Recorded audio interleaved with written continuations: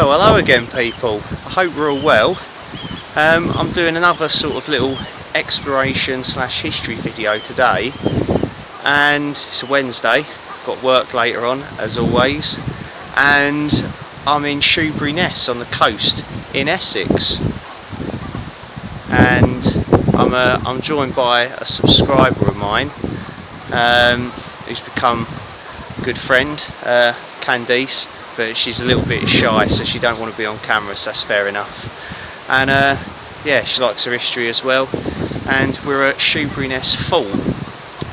So this is it behind us here, and there's a public footpath going right past this, but it's all boarded up and stuff, you can't get in there. And the land was sold in 2000 to like housing developments. There's a big housing estate sort of just behind it. But I've got some information to share with you about the history of the fort. It's a bit windy today, so you're probably not going to hear too much of it, so what I'll do is I'll just record a voiceover on this bit over some footage and some photos for you. So yeah, hope you enjoy it. Shoebury has been the site of a number of settlements through history and grew into a garrison town following the arrival of the military in 1849.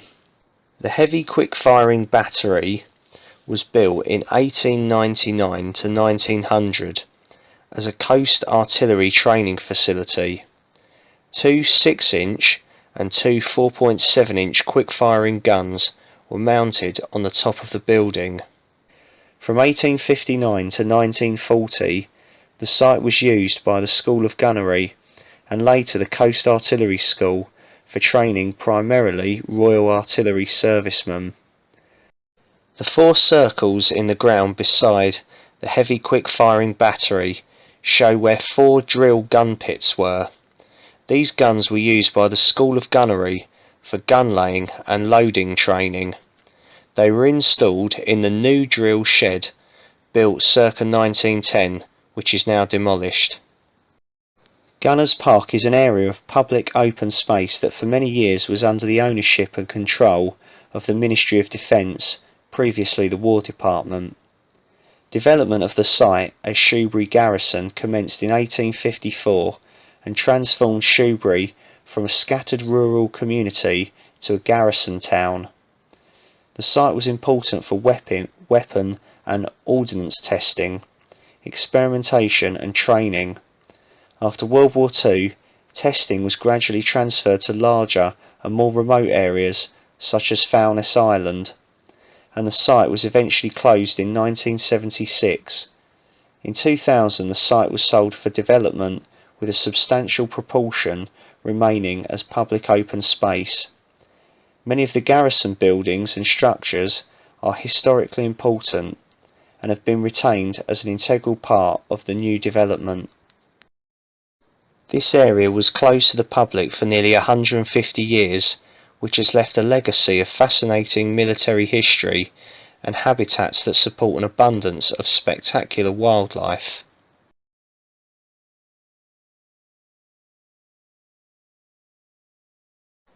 Two Searchlight emplacements built in circa 1940 on the sea wall provided illumination for the 2 emergency coast defence 6-inch guns sited at ground level close to the heavy quick-firing battery.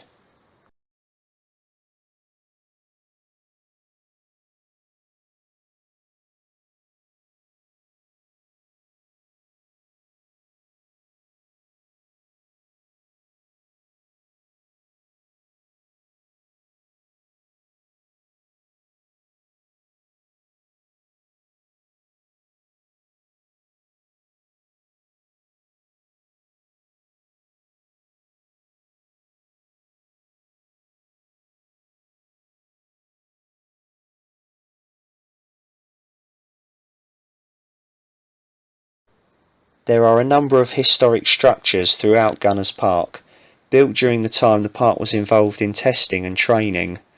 Notably, the heavy quick-firing battery, 1899, the experimental Casemate, 1870s, and the 2 brick powder magazines, 1850s, all of which are Grade 2 listed. The old ranges were originally used for testing various new and innovative ordnance, mountings, etc. for the Royal Navy and the Army, including rockets, shrapnel shell, the revolutionary change from smoothbore to rifled artillery, the modern steel breech loading guns, quick-firing guns, and latterly the introduction of cordite and high explosive, which after hundreds of years replaced gunpowder. The 9.2-inch gun pit is behind you and is facing out to sea. Constructed in the 1880s, the pit mounted a 9-inch high-angle rifled muzzle-loading gun. In 1929 the gun pit was modified to take a 9.2-inch Mark 7 gun, forming part of the Thames and Medway coast defences during the 1930s. In 1941 it was removed to Dover, where it was named Shoeburyness. The pit floor was raised in the 1970s to accommodate climatic chambers for ammunition waiting to be fired at long ranges from guns positioned out on the sands. Gunnery School, Testing and Practice Station 1860 to 1914. One of the notable VIPs who attended the Gunnery School in 1874 was the Prince Imperial Louis Napoleon, a cadet of the Royal Military Academy. He arrived at Shoebury by train in a third-class carriage, avoiding the crowds who had gathered to greet him. During his training he tested a 9-pound rocket that backfired towards his squad, having been deflected by a tree. The brick building in front comprises 2 experimental casemates built in 1872 to 1873. These are covered placements where the gun is inside shooting out through an embrasure. The guns used here were a 12.5-inch 38-ton and a 12-inch 25-ton rifle muzzle loading gun. Their purpose was for coast defence, experimenting to develop a casemate for operational use. In 1881 the right-hand casemate, as you look out to sea, was modified to mount the new 12-inch breech loading gun.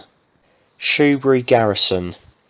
In 1885 an accident occurred at the garrison that was reported as far away as New Zealand and America's west coast. It killed 7 men and prompted questions regarding safety to be asked in the House of Lords.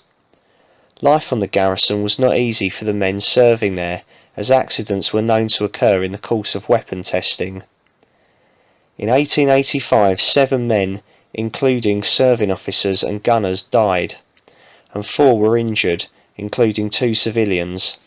A 6-inch shell being prepared for firing just east of the heavy quick-firing battery detonated when the experimental delay-action percussion fuse was inserted. The subsequent inquiry found that the design of the fuse was basically unsafe.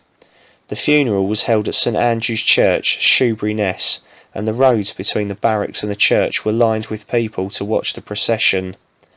Most of the shops in the town closed for the afternoon. Queen Victoria sent messages of condolence to the wives of the dead soldiers and personal letters to the wives of the 2 colonels.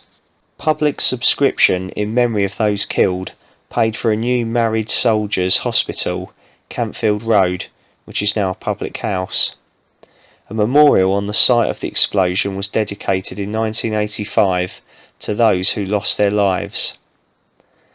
The first serious accident had occurred at the garrison in 1853, when a gun burst at the breech, causing 11 men to be injured.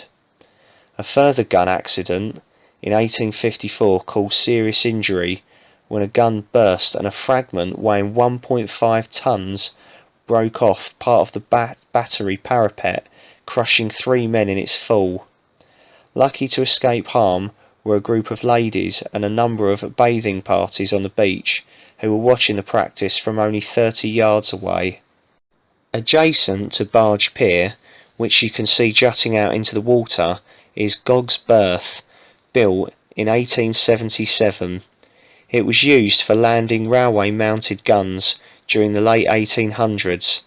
Later modified, Gog's berth remained in use for many years for the dumb barges Magog and Gog, hence the name. A dumb barge is a long, large, usually flat-bottomed vessel used for the transport of freight. Extending out into the Thames, Barge Pier, built in 1909 to 1910, was used for loading armaments and stores onto and off from vessels of the War Department fleet until the early 1950s. The railway line, which you can see on the aerial photograph opposite crossing the garrison, ran from Barge Pier, allowing guns and munitions to be offloaded and transported across the site. In the distance you can see an anti-boat boom, built 1952 to 1953 during the Cold War, just north of East Beach. This concrete and iron structure replaced the original wood-pile anti-boat boom, constructed in 1939 to 1940, and extended just over 2 miles to the edge of the deep channel.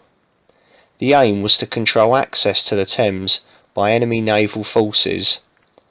Advances in technology have rendered the boom redundant, and large sections have been demolished. It is the only known surviving example of this form of Cold War defence and is a scheduled monument. The site contains evidence of Iron Age settlement.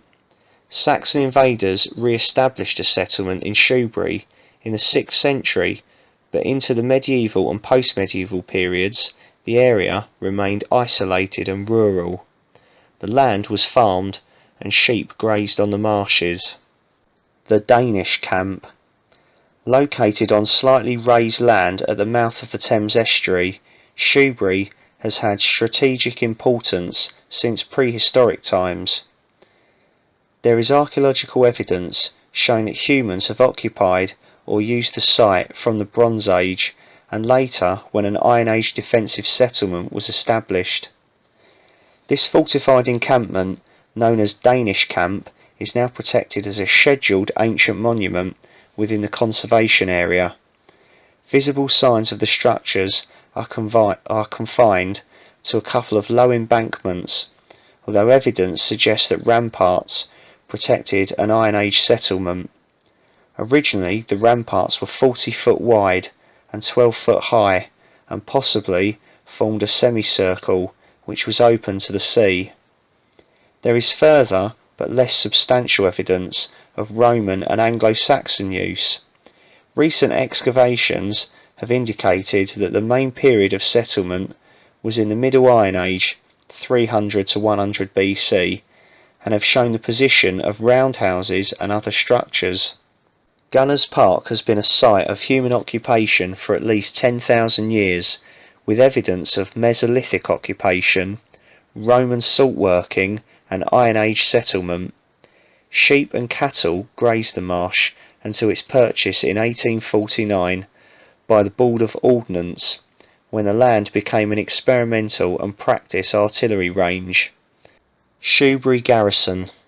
During the 1840s, Shoeburyness was chosen as a new testing and practice site due to increasing difficulties at the Royal Artillery ranges at Woolwich. From 1859, Shoeburyness became a permanent military base. The Shubra Garrison headquarters was disbanded in 1976, and the site was sold for development in 2000. Many of the military structures on the sea wall and in Gunners Park are now listed, whilst the area, including the Iron Age earthworks, is a scheduled monument. Several of the surviving buildings have been converted into new homes and businesses and are also listed structures. Right, welcome back. That's the end of this one. I hope you've enjoyed it. Cheers for watching. Got a nice view of the sea behind me. So we're going to head off now. I've got to be in work soon. So yeah, get in the comments. Let us know what you think. If you know anything about Shoeburyness area and the fall, or sort of any of the sites we've seen and that, yeah, let me know. So yeah, cheers, and you will see me soon. Bye.